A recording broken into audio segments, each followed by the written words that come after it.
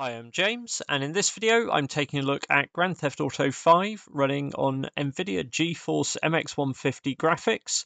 This is paired up with a Intel Core i5 8250U processor, and you can see here we are running at 720p and kind of medium to high detail settings, which were the defaults that the game opted for on first running with this setup.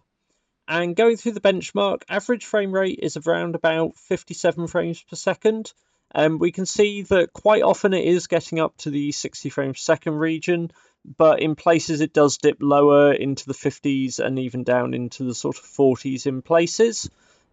This isn't perfect. Obviously, we would love to see it running at a consistent 60 frames per second all the time, but it is still tolerable and playable. We could, of course, potentially reduce the graphics detail a little as well if you wanted to bring that up to an average of over 60 frames per second. But I would say, for this game, particularly in the single player, but even in the multiplayer, this is going to be a playable experience.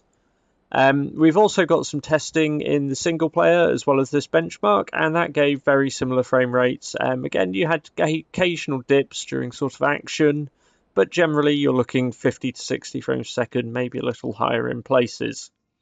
Obviously, the processor that you're pairing this may have some impact as well. This is an 8th gen chip, so it is one of the new quad-core Ultrabook chips.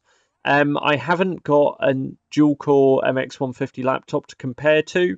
It's possible that maybe even the dual cores could offer better performance, but I would probably say the quad-core is going to be similar or slightly better than the previous generation chips.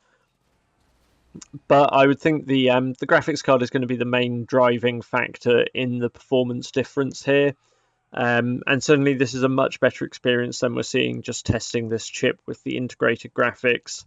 The NVIDIA graphics is much stronger in terms of the outright hardware, and also there is more power going to the processor as opposed to having to share its power usage with the integrated graphics so much.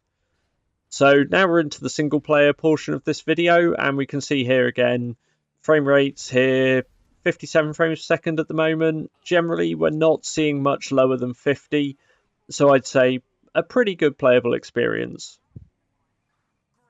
I hope you found this video useful, and be sure to let me know what other games you'd like to see us testing in the future. And if you have any questions, let us know, and be sure to subscribe to see more games as we test them on MX150 in the future. Thanks for watching.